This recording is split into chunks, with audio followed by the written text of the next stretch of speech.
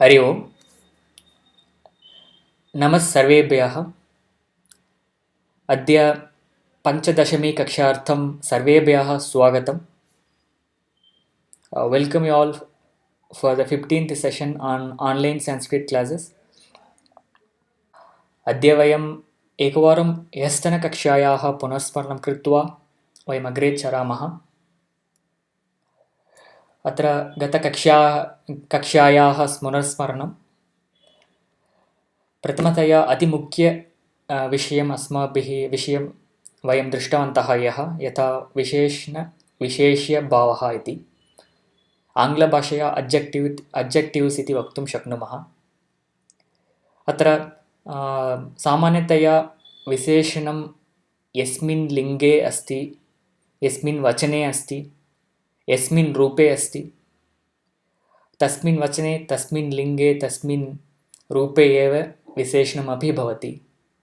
So whenever the adjective whenever we add adjective to any noun, the adjective will also take the same form or the same number, it's a singular or plural of the noun, and the same gender of the noun, and also the same form of the noun.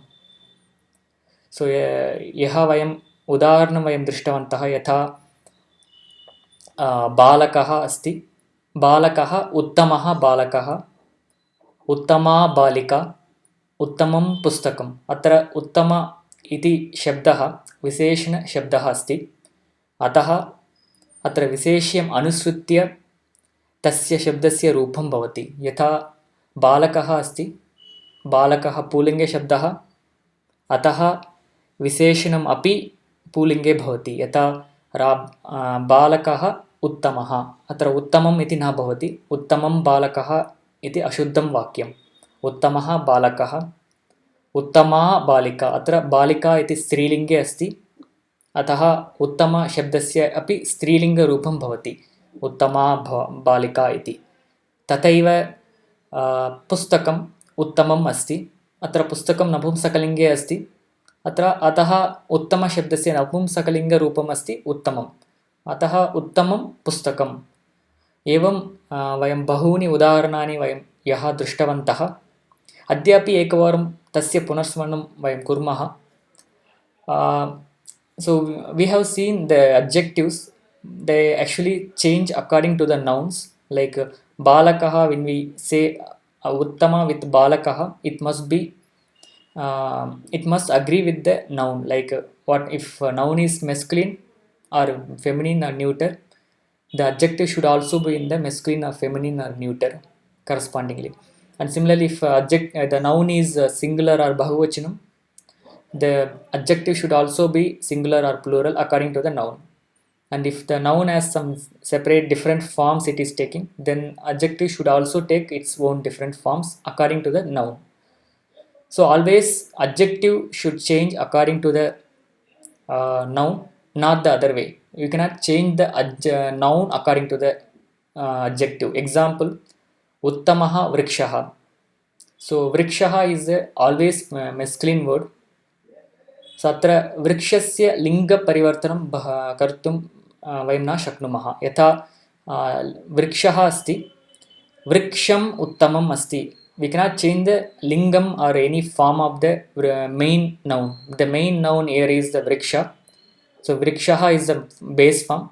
So according to the vrikshaha we have to change the form of the adjectives. Like if uttamaha vrikshaha, unnataha vrikshaha, so the adjective should agree with the noun, not the noun should not agree with the adjective. And अग्रिमविषयं वयं दृष्टवन्तः यथा विरुद्धार्थकाः शब्दाः, so the opposite words, यथा उन्नतः वामनः, स्थूलः ह्रस्वः दीर्घः, स्थूलः कृशः बृहत् लघु, एवं एतान् शब्दान् वयं दृष्टवन्तः। अनन्तरं एतौ विषयौ अभ्यासपुस्तके 64 तः 170 पर्यन्तं एतासु पुटसङ्ख्यासु एतौ विषयौ स्तः इति अपि वयं दृष्टवन्तः. We have seen the page numbers of these two topics. अनन्तरम् अद्य एकवारं विशेषणविशेष्यभावस्य पुनस्मरणं कृत्वा वयं अग्रे गच्छामः. अत्र ये बालकः बालिका मित्रं यथा वयं यः दृष्टवन्तः तथैव अत्र शब्दः अस्ति. तस्य रूपाणि 3 लिङ्गेषु एवं भवन्ति यथा उत्तमः, उत्तमा, उत्तमम्, उत्तमः बालकः, उत्तमा बालिका, उत्तमं मित्रम्. अनन्तरम् अग्रिमवाक्यमस्ति चतुरा. Chatura, Uttama, all these are the adjectives, and Balakaha, Balika, Mitram are the noun forms. And Chaturaha, Chatura Shabdasya Rupani Trishu Lingeshu Evam Bhavanti, Yata Chaturaha Balakaha, Chatura Balika, Chaturam Mitram. Anantaram Eka Shabdahasti, Ekaha Balakaha, Eka Balika, Ekam Mitram. अनन्तरं तादृश अत्र तादृशः बालकः तादृशी बालिका तादृशं मित्रं. So तादृश means that kind or that type. And अग्रिमवाक्यं कीदृशः. अत्र कीदृशशब्दस्य रूपाणि एवं भवन्ति. कीदृशः बालकः, कीदृशी बालिका, कीदृशं मित्रं. सो अतः एतानि रूपाणि सर्वाणि अपि विशेषणानि रूपाणि. अत्र विशेषणानि सर्वदा विशेष्यम् अनुसृत्य एव तेषां रूपाणि विधीयन्ते. तद्वयं स्मरामः. Always these adjective forms should agree with the nouns. So this is what we have learned yesterday. So अग्रे गमनात् पूर्वं कोऽपि प्रश्नः अस्ति चेत् प्रष्टुं शक्नुवन्ति.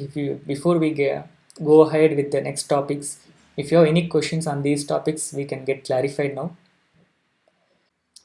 अत्र अद्यतनविषयः अस्ति अपेक्षया इति. अत्र अपेक्षया इति पदं यदा वयं तोलनं वयं कुर्मः, यथा द्वयोः साम्यं वयं पश्यामः, तस्मिन् समये अपेक्षया इत्यस्य प्रयोगः भवति. यथा so whenever we wanted to compare the qualities of two objects or two nouns or two people, so in that case we can use the word called apekshaya. So वयम् उदाहरणेन वयम् एतस्य अवगमनं प्राप्नुमः. अत्र उदाहरणम् अस्ति विजयस्य अपेक्षया विनयः उन्नतः.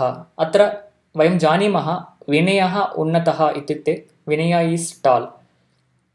अत्र विजयस्य अपेक्षया अत्र विनयस्य औन्नत्यं विजयस्य औन्नत्यं एतयोः तोलनं वयं कुर्मः, तस्मिन् समये अपेक्षया इत्यस्य प्रयोगः भवति.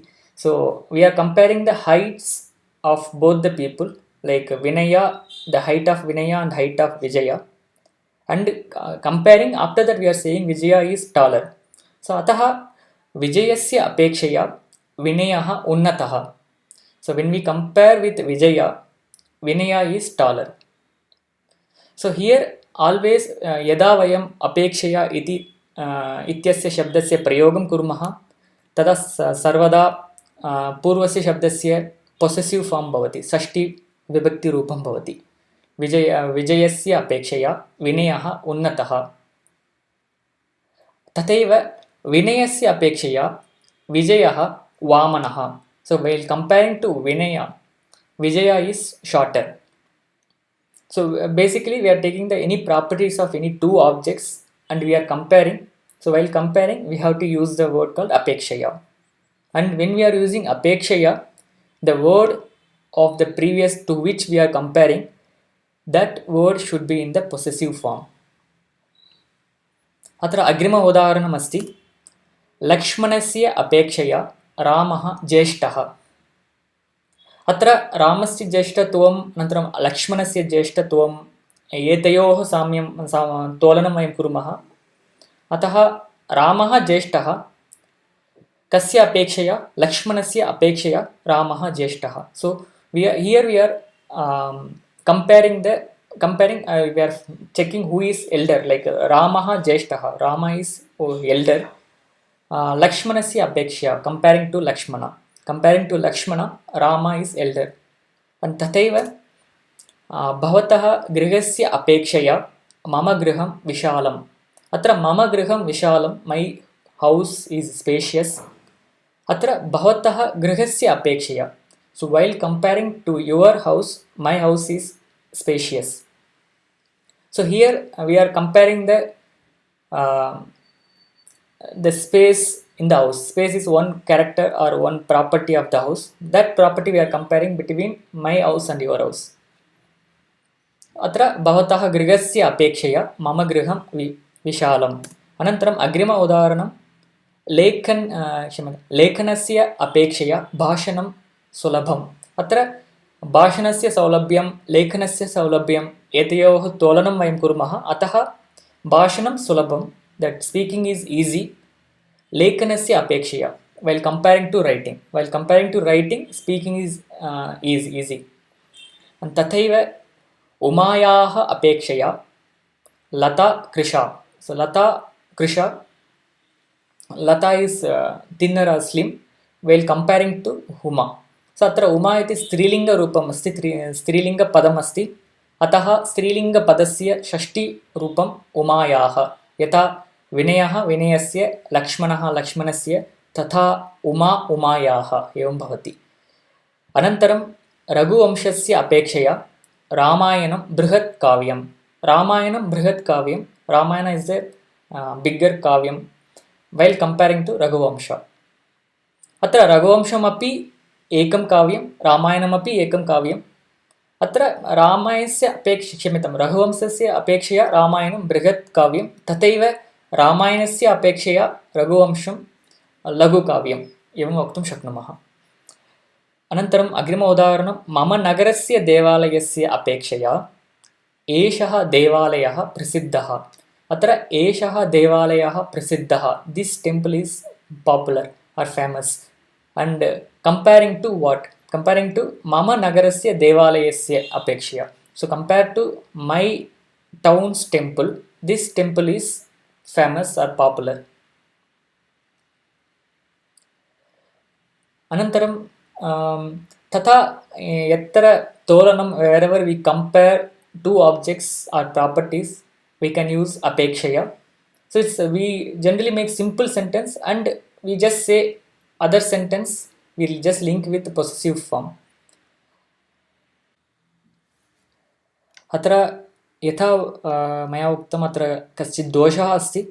उमायाः अपेक्षया लता कृषि इति, कृषा इति रूपं सम्यक् नास्ति. कृषि इत्येव साधुरूपम्. अनन्तरम् अग्रिमविषयः यत्र तत्र इति. सो सामान्यतया यत्र तत्र इति वयं सामान्यतया श्रुतवन्तः स्युः. सो अत्र उदाहरणं वयं पश्यामः.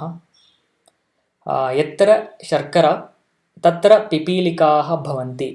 सो यत्र तत्र is used to compare the locations. Basically you want to link the location between two incidents, like where and there. Like yatra sharkara tatra pipilikaah bhavanti. So the sharkara, wherever the sharkara is there, so there pipilikaah bhavanti, there ants will come, ants will be there.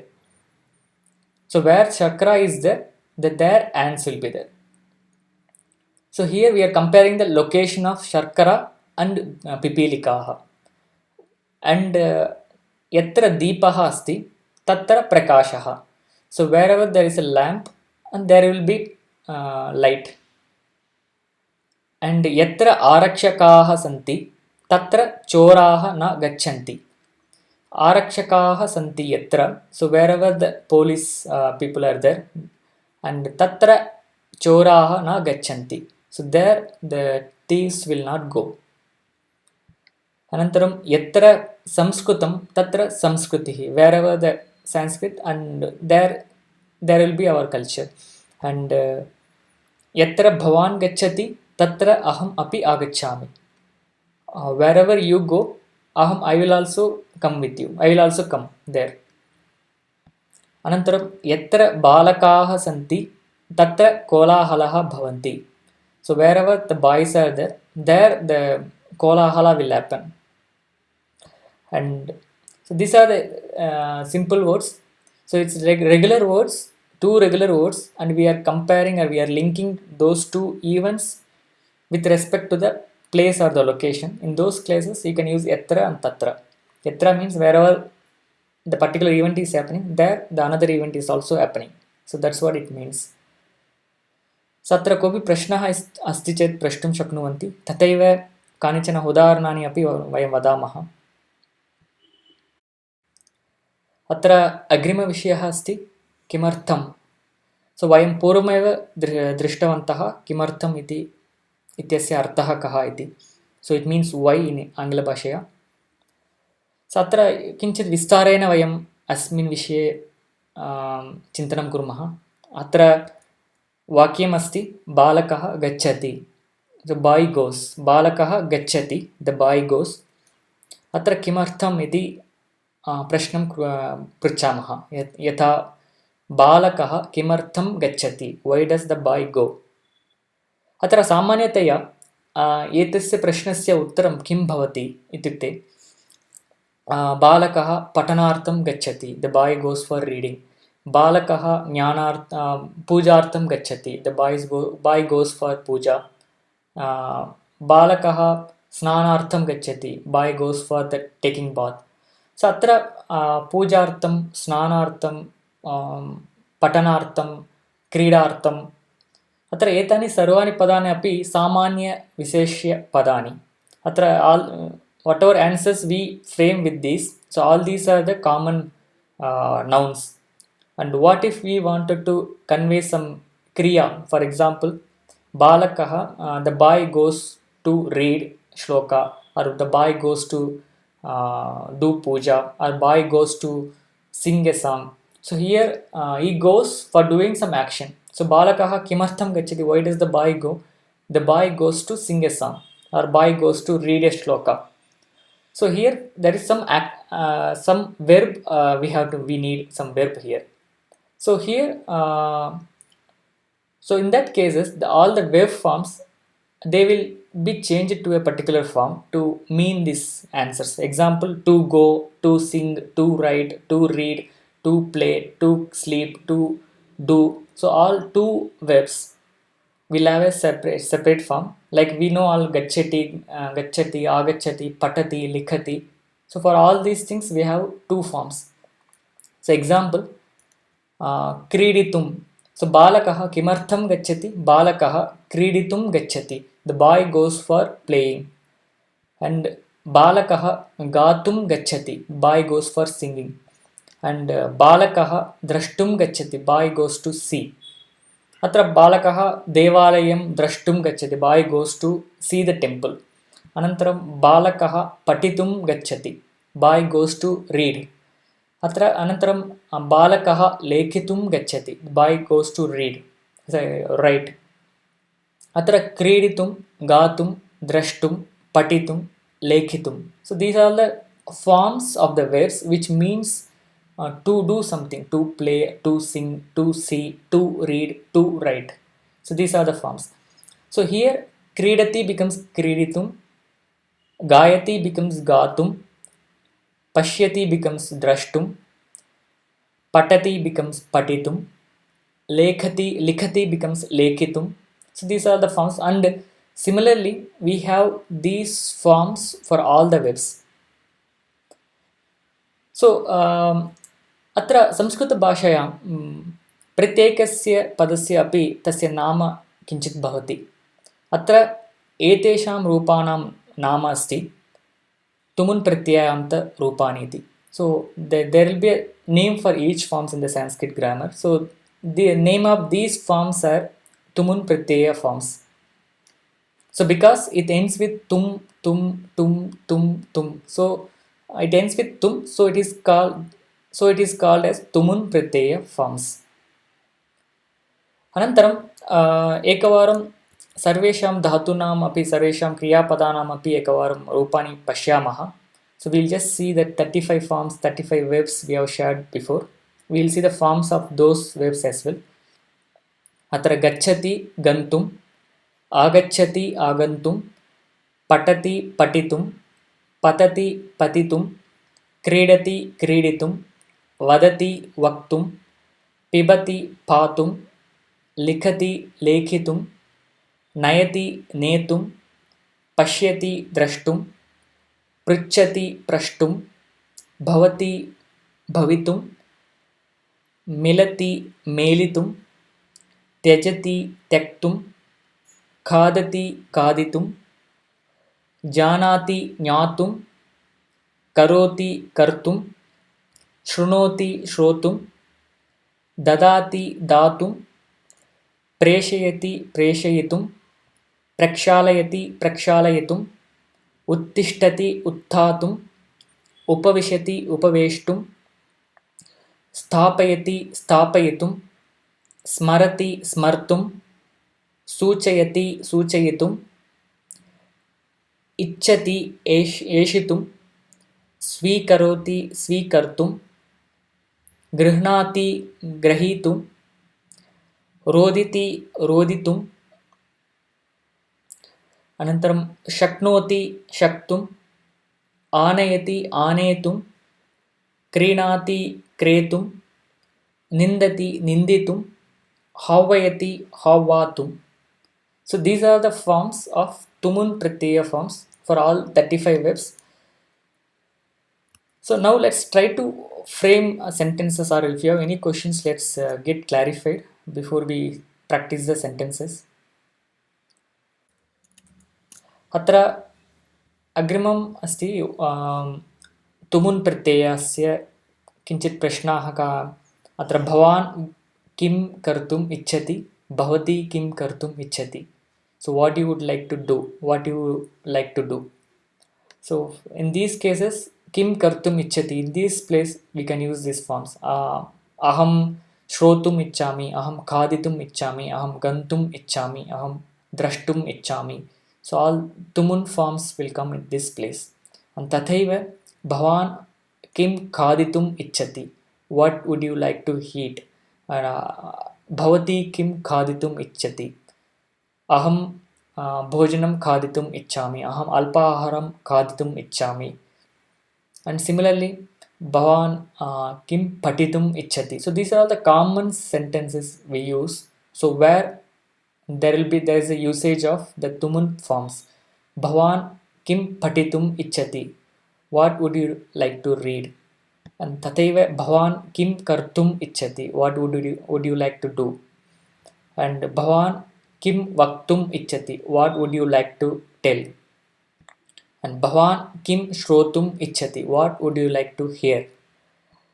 And भवान् किं द्रष्टुम् इच्छति, what would you like to see. So here to do, kartum to do, खादितुं to eat, पठितुं to read, कर्तुं to do, and vaktum to tell, shrotum to hear, and drashtum to see. So for all these forms we are using the tumun forms.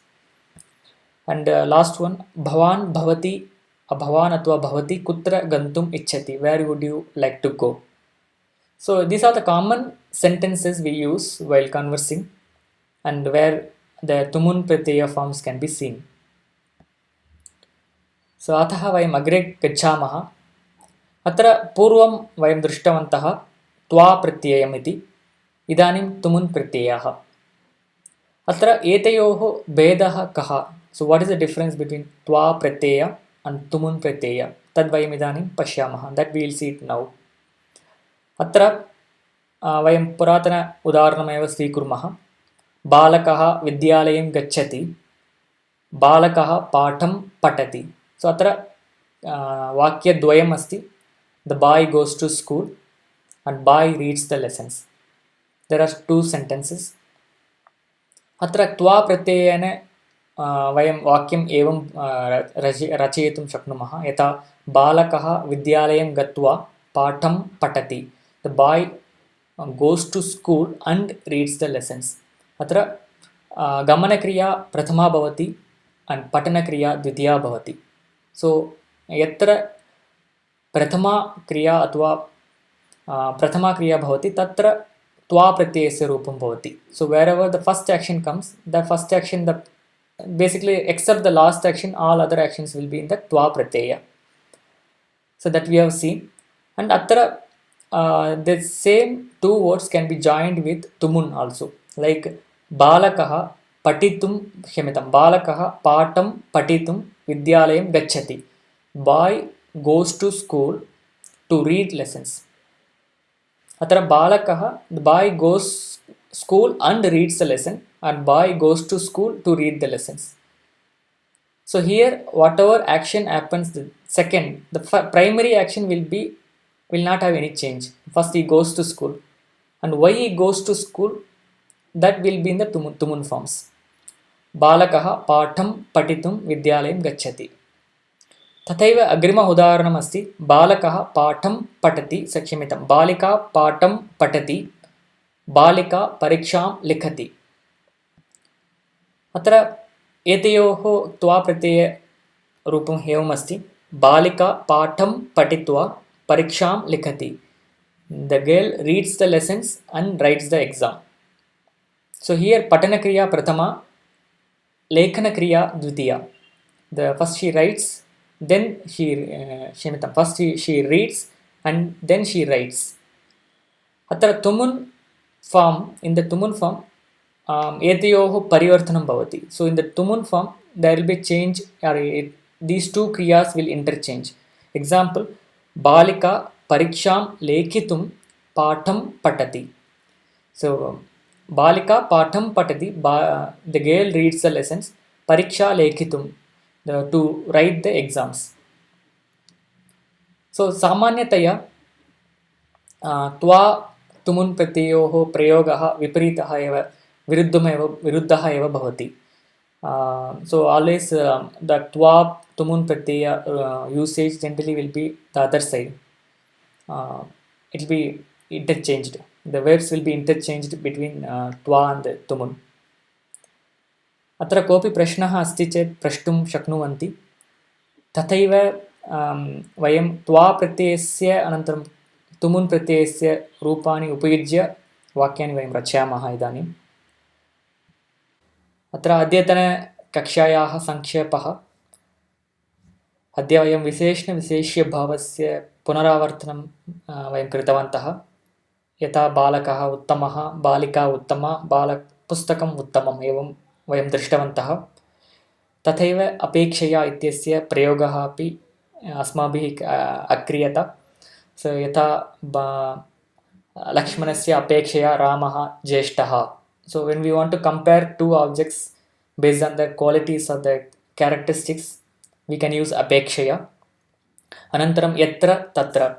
So where and there.